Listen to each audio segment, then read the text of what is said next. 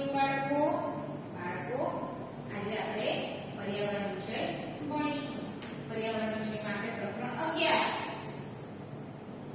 પ્રકરણ 11 ના પાઠ્યપુસ્તકના પાના નંબર 108 ઉપરની સમજૂતી આજે આપણે સમજીશું. તો બાળકો તમારે દરેકે પોતાનું પાઠ્યપુસ્તક ખુલ્લું રાખવાનું છે, જેથી કરીને તમે જે કંઈ સમજાવું એ પાઠ્યપુસ્તકમાં જોઈ સમજી શકો. ચાલો બાળકો, આપણે એક કવિતા, એક નાની સરી કવિતા સમજીશું કે તારા. એક કવિતા આવી છે કે ટમ ટમ ચમકે તારા, નીલ ગગનમાં ચમકે તારા, કેટલા ગણી શકો છો તારા. શું કહે છે કે આકાશમાં શું ચમકે છે? તારા ટમટમ ચમકે છે, ચમકે છે. કેટલા ગણી શકો છો બાળકો? અસંખ્ય તારાઓ છે જે આપણે ગણી શકતા નથી આકાશમાં. આપણે રાત્રે અસંખ્ય તારાઓ જોઈ શકીએ છીએ, પરંતુ આપણે એને ગણી શકતા નથી. અગણિત છે, એ ગણી શકાય નહીં એટલા. આકાશે તારા કોઈ પાસ, કોઈ દૂર છે, તારા કેટલાક નામ પણ ધરાવે છે. બાળકો, કોઈ તારા નજીક છે, કોઈ તારા દૂર છે, પણ કોઈ તારા શું ધરાવે છે? નામ પણ ધરાવે છે. નીલ ગગનમાં ચમકે તારા, દિવસે ક્યાં છુપાય છે તારા?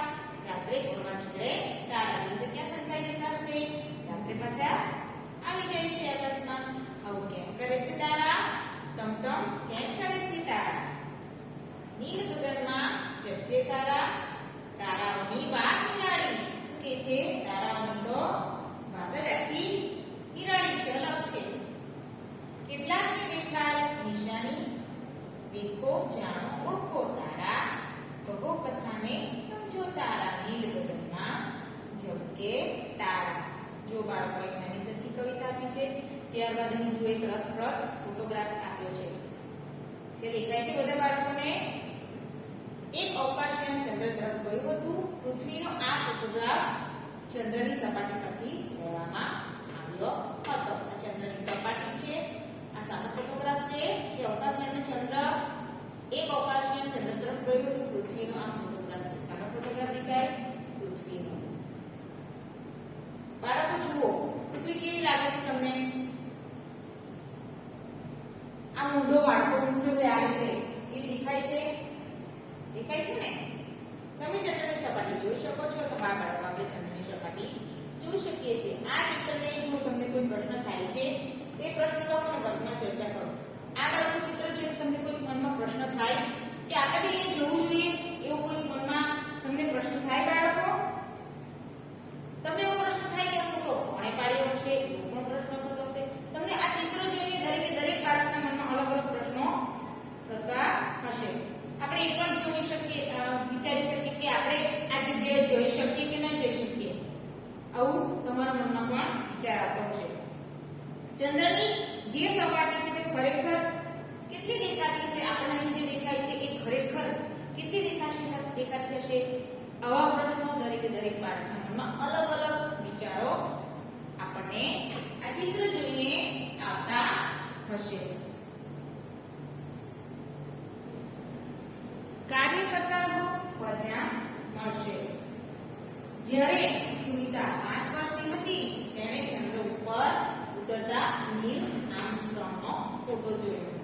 1969 માં નીલ આર્મસ્ટ્રોંગ ચંદ્ર પર ચાલનાર પ્રથમ માણસ હતા. બાળકો, નીલ આર્મસ્ટ્રોંગ કોણ હતા? નીલ આર્મસ્ટ્રોંગ ચંદ્ર પર ચાલનાર પ્રથમ માણસ હતા. બીજા બધા બાળકોએ જેમ સુનીતા પર મુગ્ધ બની ગઈ, એકદમ અવાક બની ગઈ. સુનીતા કહે છે કે જ્યારે તે નાની હતી ત્યારે તેને ભણવા કરતા રમતગમતમાં અને તરવામાં ખૂબ જ રસ હતો. કે જ્યારે સુનીતા શું કહે છે? જ્યારે તે નાની હતી ત્યારે તેને ભણવા કરતા વધારે રમતગમતમાં અને તરવાનો, સ્વિમિંગનો ખૂબ જ શોખ હતો. માધ્યમિક શાળાનું શિક્ષણ લીધા પછી સુનીતાને મરજીવો એટલે શું? પાણીમાં ડૂબકી લગાવનાર વ્યક્તિ બનવું હતું. પરંતુ એ આ અભ્યાસક્રમમાં ના જોડાઈ શકી. તેના બદલે તે હેલિકોપ્ટર પાયલટ બની ગઈ. સુનીતા વિલિયમ્સ શું બની ગઈ? Helicopter pilot. એક દિવસ તેને જાણ થઈ કે જો તે આ વિશે ભણી જ હોત અને તાલીમ લીધી હોત તો તે અવકાશ મિશનમાં જોડાઈ શકી હોત. અને પછી થયું કે જો મેં આ વિશે ભણી હોત અને એના વિશે ટ્રેનિંગ લીધી હોય તો અવકાશ મિશનમાં જોડાઈ શકી હોત. અને તેણે એ જ કર્યું. ઈસવીસન 2007 માં સુનીતા વિલિયમ્સે મહિલાઓ દ્વારા સૌથી લાંબી અવકાશ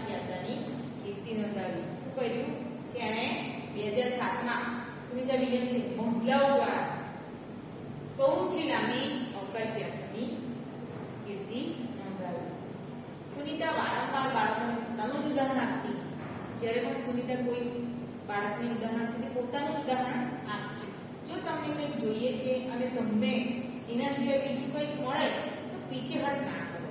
શું કહે છે કે જો તમને કંઈક જોઈએ છે અને એના સિવાય બીજું કંઈક મળે તો તમારે પાછળ હટવું ન જોઈએ.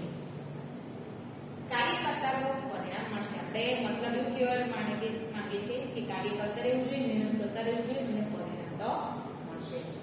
જ્યારે કોઈ બાળક સુનિતાને પૂછ્યું કે ભવિષ્યમાં શું કરવા માંગે છે, એને જવાબ આપ્યો કે મારે શિક્ષક બનવું છે. શું કહે છે? સુનિતાએ કોઈ બાળકને પૂછ્યું કે તારે શું બનવું છે, ત્યારે બાળક શું જવાબ આપે છે કે મારે શિક્ષક બનવું છે, જેથી હું બાળકોને સમજાવી શકું કે ગણિત અને વિજ્ઞાન આપણા જીવન સાથે કેટલા નજીકના જોડાયેલા છે. શું કહેવા માંગે છે કે શિક્ષક બનવા એટલા માંગે છે બાળક કે જ્યારે ભવિષ્યમાં કોઈ બાળકને બીજા કોઈ બાળકને સમજાવી શકું કે આપણા જીવનમાં ગણિત અને વિજ્ઞાન કેટલા જરૂરી છે, આપણા જીવન સાથે કેટલા જોડાયેલા છે, સંકળાયેલા છે. તો બાળકો આ સાથે આપણે આ પ્રકરણ પૂર્ણ કરીશું.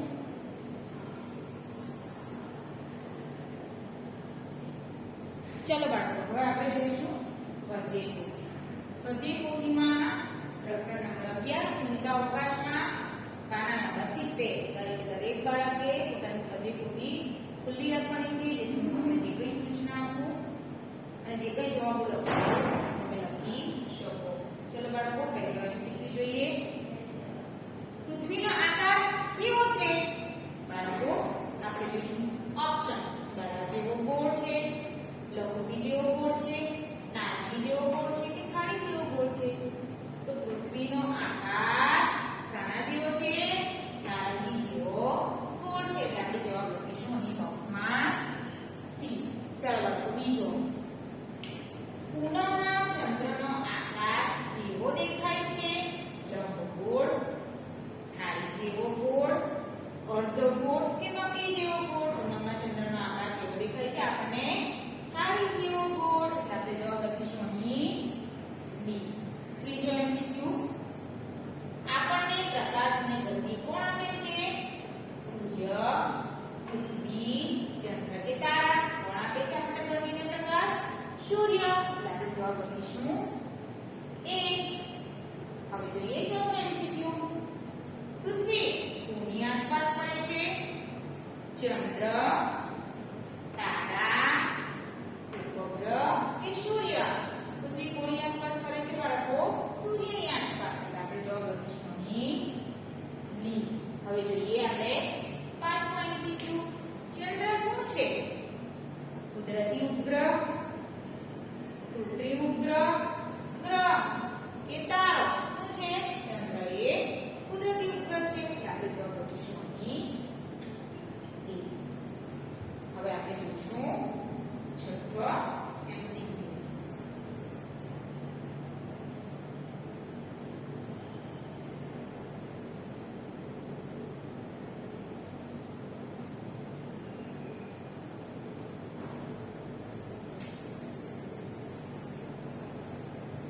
ચાલો, છઠ્ઠો MCQ. પૃથ્વી પરના કયા બળના કારણે પૃથ્વીની સપાટી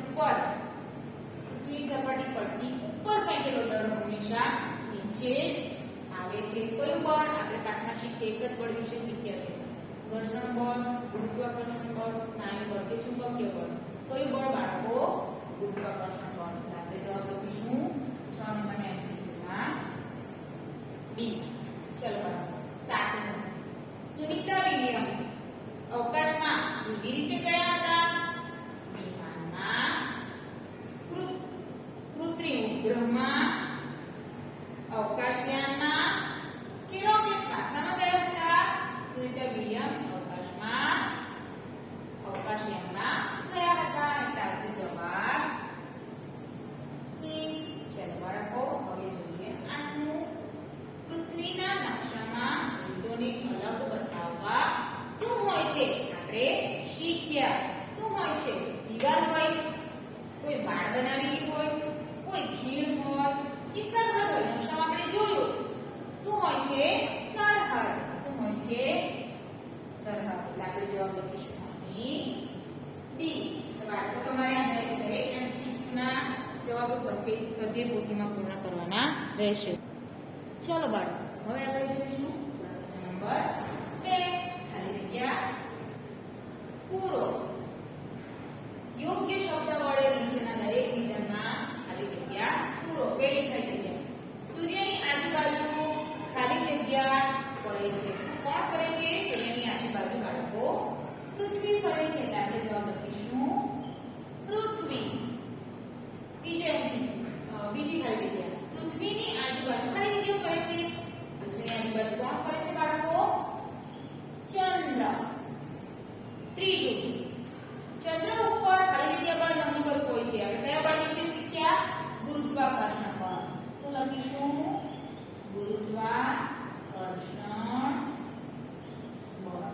ચાલો બાળકો, આપણે જોઈશું ચોથી ખાલી જગ્યા, સુનિતા વિલિયમ્સ પૃથ્વીથી ખાલી જગ્યા કિલોમીટર ઉપર અવકાશયાનમાં ગઈ હતી. કેટલા કિલોમીટર બાળકો? 307 કિલોમીટર. ચાલો પાંચમું, પૃથ્વીના ખાલી જગ્યા બળના લીધે પર્વતો પરથી પાણી નીચે આવે છે, પરંતુ નીચેથી ઉપર તરફ જતું નથી. આપણે તમને પાઠમાં સમજાવ્યું હતું. કયા બળના કારણે? ગુરુત્વાકર્ષણ બળના કારણે. આપણે જવાબ લખીશું ગુરુત્વાકર્ષણ બળ. ચાલો બાળકો, છઠ્ઠું, ખાલી જગ્યાને પોતાનો પ્રકાશ નથી છતાં પણ તે પ્રકાશ હોય છે. કોને પોતાનો પ્રકાશ નથી બાળકો? તો ચંદ્રને પોતાનો પ્રકાશ નથી છતાં તે પ્રકાશિત દેખાય છે. રાત્રે આકાશમાં ખાલી જગ્યા ચમકતા જોવા મળે છે. શું જોવા મળે છે રાત્રે આકાશમાં? ટમટમે છે. આપણે કવિતામાં જોયું. શું ટમટમે છે? તારા. ચલો બાળકો, આઠમું, માનવી દ્વારા અવકાશમાં તરતા મુકાતા ઉપગ્રહ ખાલી જગ્યા. માનવી દ્વારા જે અવકાશમાં મૂકવામાં આવે તે ઉપગ્રહને કેવું કહેવાય? કૃત્રિમ કે કુદરતી? તો માનવી દ્વારા જે હોય એને કૃત્રિમ ઉપગ્રહ કહે છે. આપણે જવાબ લખીશું કૃત્રિમ ઉપગ્રહ. ચાલો હવે પ્રશ્ન નંબર 3, ખરા ખોટા વિધાન. તો બાળકો, આ ખરા ખોટા વિધાનો છે એ તમારે જાતે હોમવર્કમાં કરવાના છે. શામાં? સ્વાધ્યાય પોથીમાં. અને પ્રશ્ન નંબર 4, જોડકાનો પ્રશ્ન એ પણ તમારે